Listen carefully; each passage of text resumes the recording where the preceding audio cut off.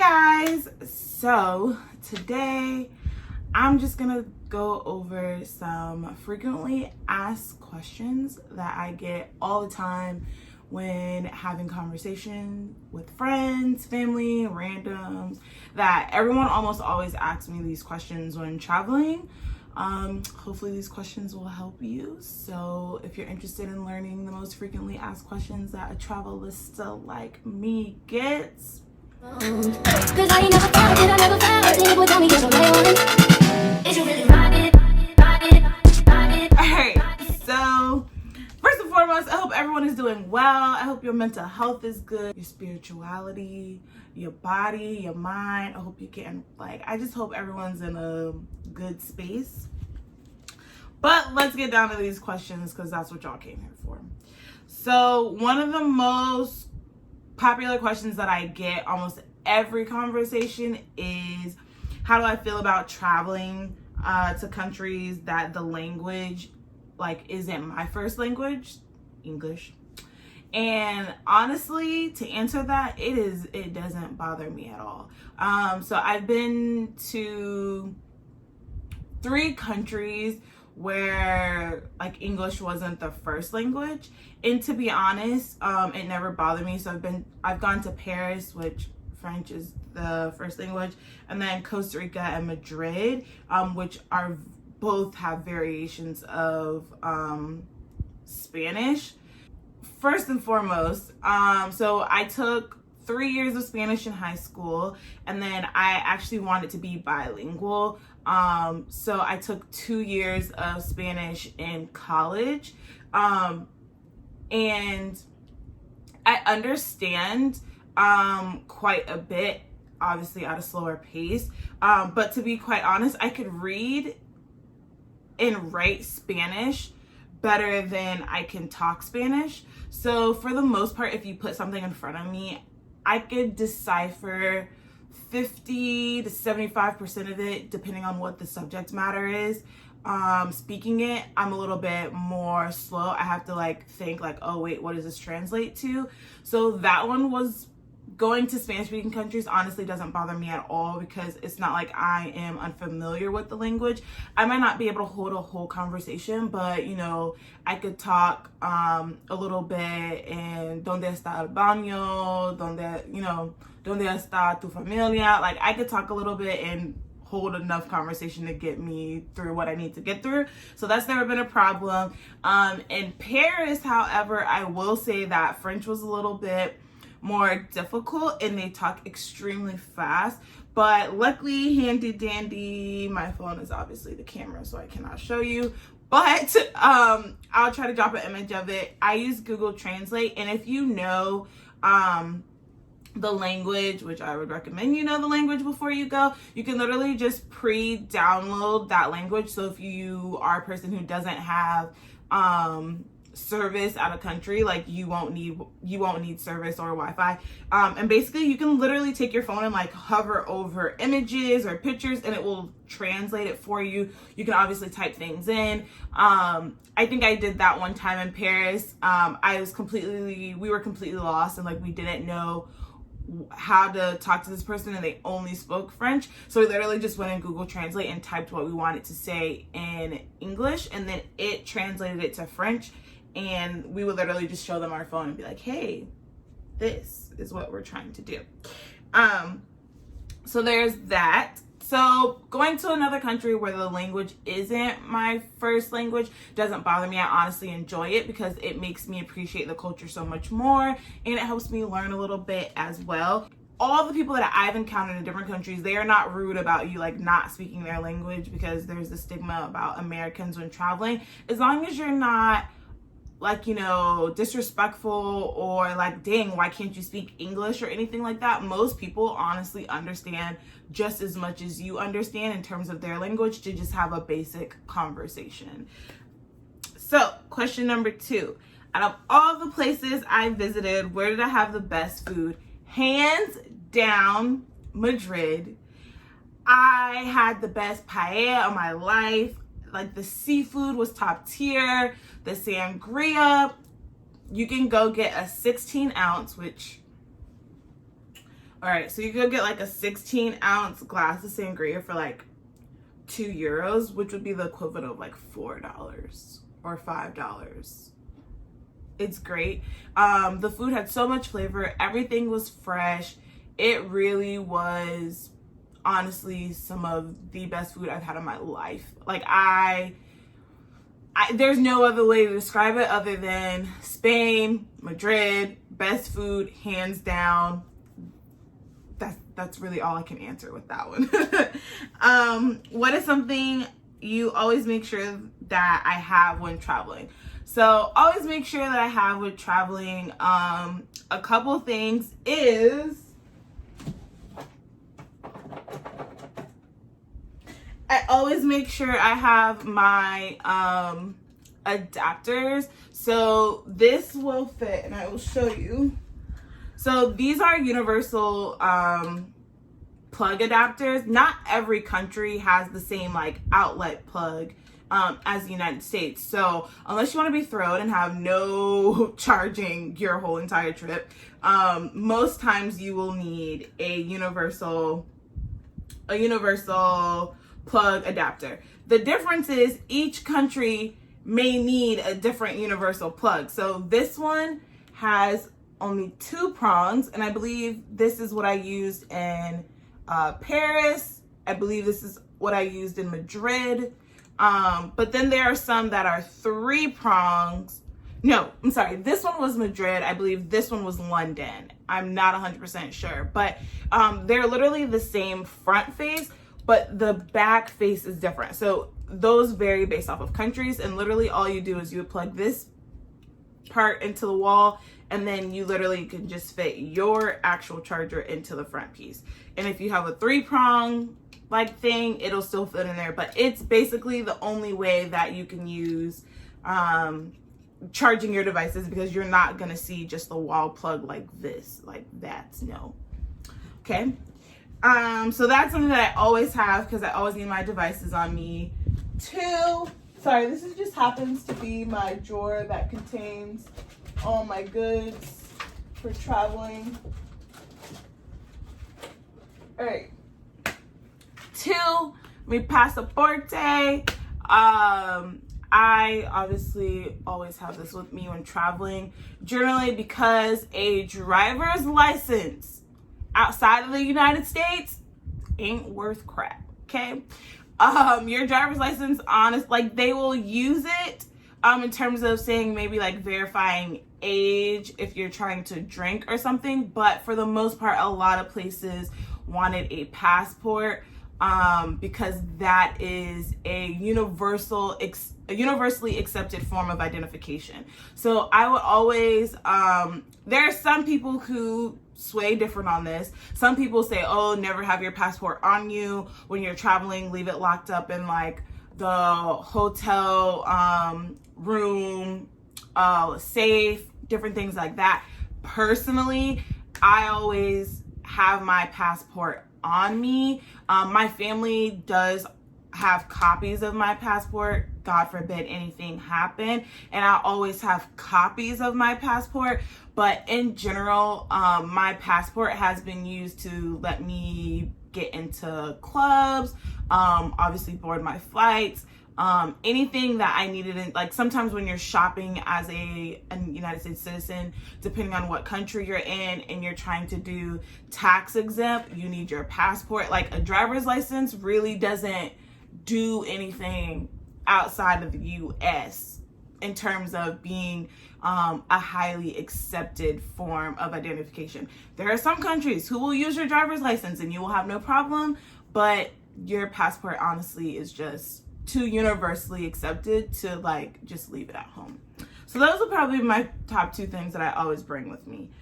How do I keep finding good flights? Y'all, it's simple. Research. I do not just randomly wake up one day and decide, oh my goodness, I'm gonna find a flight here. I have tweet notifications on for some of my favorite websites. I'm always on Google Flights. And basically, we just, think of, sometimes we have an idea maybe a list of places we want to go to. And other times we literally are just like, oh, this is a really good deal. Do we want to go? Like, we might not have a destination in mind, but generally we are always looking to travel. So with that in mind, it just always has us like looking at deals in general. But normally we do research and we look at flights for months on end, just watching the trends and how it happens. Now, again, it's never just me doing all this. The past couple of trips I've taken have been, 5+ people. So it's a lot of us just keeping track of prices. But generally, we're just so involved naturally, because we love traveling, at looking at flights, that we understand when something is a good deal or not a good deal. So we don't really get swayed too easily by like, oh, this 500 flight here, like that's not really a deal. So sometimes it's not even research, it's just like, oh, we know this really isn't a good deal. But just understanding like, all right, if you go in their busiest, if you Google what's the best time to travel to Australia and it tells you the summer, then that means the prices are going to be higher in the summer, because a lot of people want to go in the summer.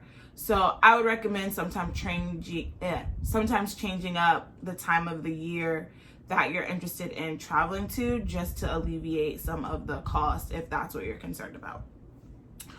All right, next, how do we decide on our next destination? That's kind of what I tagged into with that question, sorry. But really a lot of times it is just where we happen to find a good deal. Yes, we do have some countries that are on our our destination wish list, but at the end of the day, if the prices for those places are not like kind of what we're wanting to pay, like we'll just keep postponing that until we feel comfortable paying it. Keep in mind that a lot of the people that I travel with, until literally last year, August, we were all in college. Okay, so I'm saying this not like we all had full-time jobs making $60,000 plus a year. Like, we were all in college, working retail, working at restaurants, like working on campus jobs. We were not living lavish in terms of rolling in dough, honey. So when we are trying to find deals, like we're really trying to find deals, because when you are a full-time college student and you're working at most a part-time gig, like you're really not making that much money to be saying I'm gonna go blow $2,000 on a trip. So keep that in mind, that we do try to stay cost effective and feasible, because we are all about traveling, me and my friends, but we travel without breaking the bank. I think that's one of the biggest things that I wanted to bring to this channel, was like showing people that like, okay, you can travel and you can do it without breaking your bank or going broke or racking up your credit cards in the process of doing it. It's a lot more feasible than you might think. So next, the question is, do you stay in hotels or Airbnb? Listen here, all right? This is all, I'm gonna just go pre-COVID. Airbnb, honey, okay? Hotels are generally way more expensive. Yes, they include some things like Wi-Fi and you have breakfast and different things of that nature, but generally the cost per night is way more expensive than Airbnbs. For example, Airbnb in Spain, when we went to Madrid, was $50 a night. Also, too, this is another thing. This is a preference thing. So me and my friends, when we travel, we are traveling. We are not trying to sit in our hotels all day. For the most part, we are literally just using our space that we're staying for shower, sleep, charging devices, and like a quick nap. That is generally about it. Like, if it didn't have TV, we didn't really care. Like, every place we have has had TV and Wi-Fi and these different things, but it's been something that at most we really just sleep and shower there. We're normally out exploring all day long, and I'm not exaggerating with the all day long part. In Costa Rica, we would be up at 4 o'clock in the morning, leaving at like 5 and not getting back until like 11. Like, Why go get a hotel that I'm gonna pay $150 a night and I'm literally barely gonna be there? So it's, for us, the cost amount for how much time we spend in our place that we're staying is not worth it. So Airbnbs has always been the way for us. We try to find super hosts, people that have really great reviews. They've been doing it for a long amount of time, and we've had no problems. Hands down, shout out to Claudia from Madrid. She was our best Airbnb host that I've ever had. She, when we arrived, she left a card on the desk with basically one of her favorite restaurants where she was paying for our meal. She took us out one night for tapas, which is basically the equivalent of kind of like smaller versions of appetizers in Madrid. So she took us out one night in the town, just exploring and different things. She gave us parting gifts. We asked if there was a TV, and in the middle of our stay, she literally had her friend come and install a TV for us. Claudia, by far, is the best Airbnb host I've ever had in Madrid. Her place was small, quiet, quaint. Honestly, that was my first Airbnb experience, and I've had no one top her yet. And that's kind of why I'm hooked on Airbnb, because truly, like, you just get some really great people who know a lot about the city, and they're just super sweet. So I prefer Airbnbs, but again, it's a preference. Now, post-COVID, for trips, I will not be doing Airbnbs just until COVID really does slow down. Mainly because, I'm just gonna say, not everybody clean. Not everybody was raised on the same level of clean. That's literally all you can say in that one. And because of that, I'm going to leave that at that.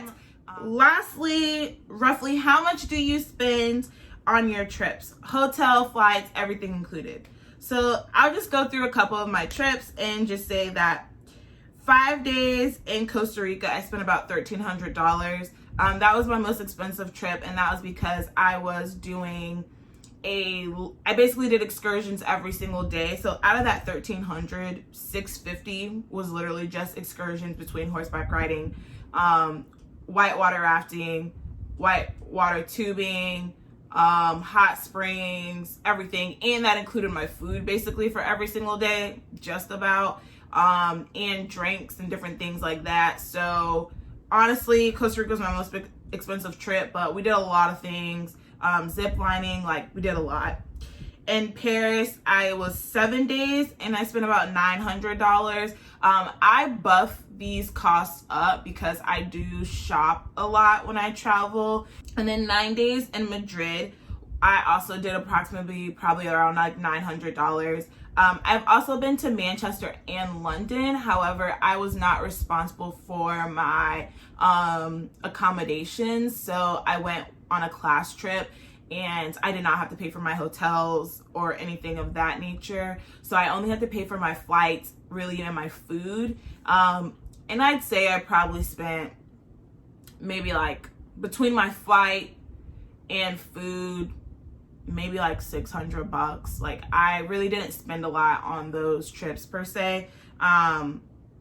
So those one I didn't include, but for trips that I was paying for my flight, my hotel, and literally all my food and everything like that, I roughly spent around the $900 mark. And again, you did not hear me say 3 days, 2 days. I was in Madrid for 9 days, Paris in 7, and Costa Rica in 5. So those are long stay trips for me.